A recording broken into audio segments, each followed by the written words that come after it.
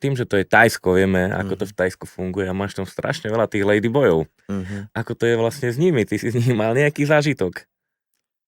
Mňa ladyboy učil hrať biliard. Ale jakí sú oni ľudia? Oni sú, alebo ako to tam vnímajú tí ľudia vôbec v tom Tajsku? Lebo to je podľa mňa taká kultúra u nich až.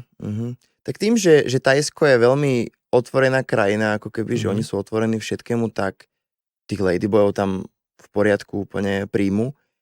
A aj keď si napríklad na tréningoch sa robí niekedy sranda, hej, že ja neviem, že zoberieš si ľahšie švihadlo, nejaké, že nezoberieš si to so závažím a ladyboy, alebo ja neviem, že niečo robíš zlé, alebo nesprávne a už si ladyboy hneď, vieš, že oni si tam tak akože z toho vedia urobiť srandu, ale nejaký taký ladyboyský stereotyp, že keď si ľudia myslia, že niekto mal nejaký pohlavný styk s ladyboyom bez toho, aby o tom vedel predtým,